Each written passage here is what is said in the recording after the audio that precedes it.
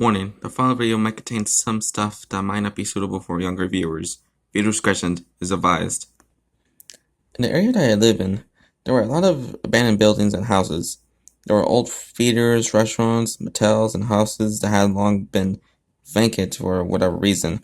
The most interesting was a high school 3 blocks from my house. The high school was built in the 1940s. However, in 1977, it was destroyed by a fire, and sadly, 45 students and 12 adults, including my mom, who was a lunch lady, and my dad, who was the vice principal, lost their lives. I was only 12 and my sister was 8. We had an older brother named Mike who went to that high school. However, after the fire, we didn't hear from him for several hours. We eventually caught up with him and we all moved to a relative's house. It was Mike who helped me and my sister through our parents' deaths because it torn us apart. Sometimes we would take puppets he made out of his backpack and just put on a leash on, and very often cheered us up.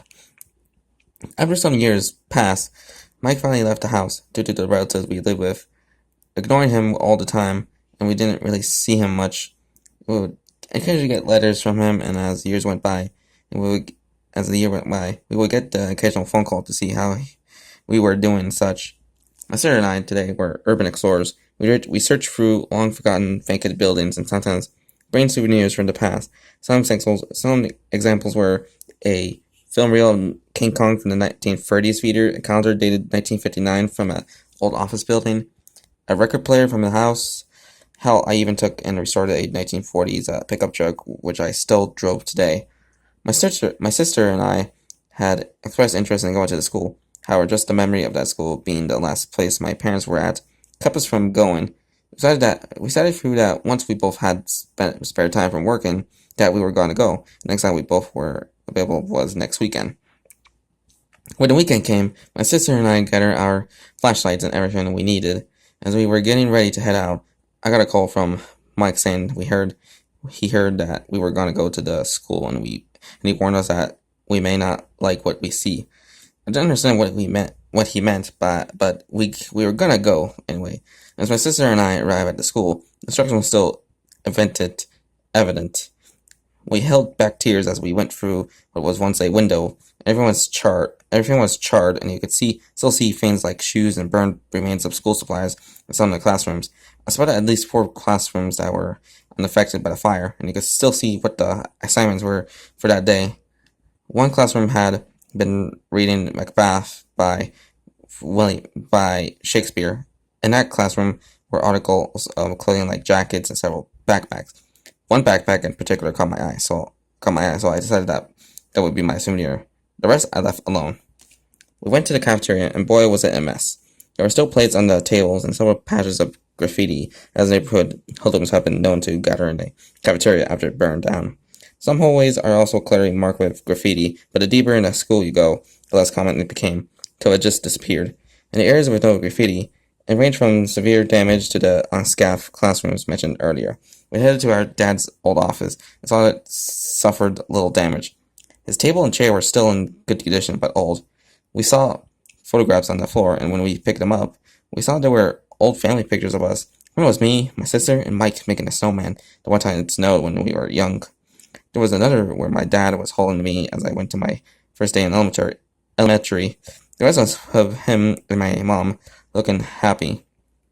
Tears were coming to me in my sister's eyes as my sister took the pictures and put them in her backpack carefully. We decided we had enough and went straight home. When we got home, I went through the backpack I picked up.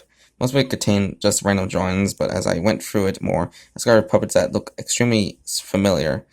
I looked at the school assignments and read the name on all of them. Each paper said, Mike Duran. It shouldn't be. I called Mike, but there was no ring. I then called one of the relatives I lived with after my parents' deaths and asked where Mike was. Her response chilled me to the bone. She said, Bobby, I thought you knew. Mike died in the school fire along with your parents. I was strange when you and your sister would mention him, but I thought it was something that would help you cope. So I never said anything. He's buried in the same cemetery as your parents. Go 6 headstones to the right, and you'll find him. I'm so sorry.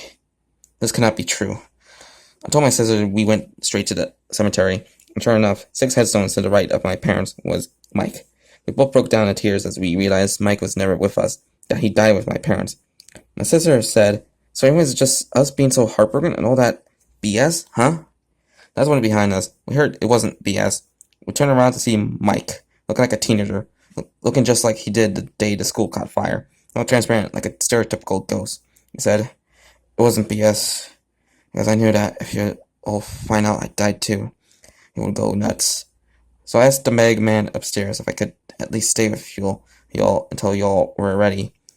He agreed. However, he said that until you'll find out the truth about me, I shall remain on Earth. Don't you see? I didn't want you all to be alone, to suffer through the death of the whole family. But my work here is done, and now you know the truth.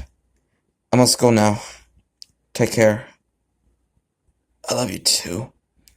We told Mike we love him too, and wanted him to vanish into thin air. We both knew that we would never hear from him until we too pass away. But instead of grieving, we accepted that our older brother stay with us to take care of us. And even up from the heavens, he would always watch over us. So that was The School, a creepypasta. And my thoughts on it, that's surprisingly pretty good, since at first it's gonna be like kind of like a typical scary story about, the school that was abandoned and some creepy stuff just happening there. But, it just kind of took a different, different way, like, this is quite kind of depressing, like that ending, where the two, the brother and sister protagonists just reunite with their older brother who sadly died in the fire like a long time ago. Like, damn, that's kind of hit me, like, it's always sucks that seeing like all of our loved ones always died in some horrible tragedies, and also the other things, like just like interesting details, like like the I think the one of the photos of the featuring the protagonist being held by his father on the first day of elementary school. That's I think that's a kind of a usual thing for like kids who are going to their first year of school and to get their photo taken for memories. So that's kind of cute. And everything else, it's pretty good. That wow, that ending is kind of sad. Like they just when I think the two the older brother said to tell the two protagonists that they'll be with them when they died in the future. Which wow, and yeah, it's cool. Surprisingly great creepypasta. Nothing scary about it. This is kind of a pretty interesting but rather emotional by the end of it. So yeah. Anyway, guys, I hope you enjoyed this video and like and comment this video and subscribe for content. So bye.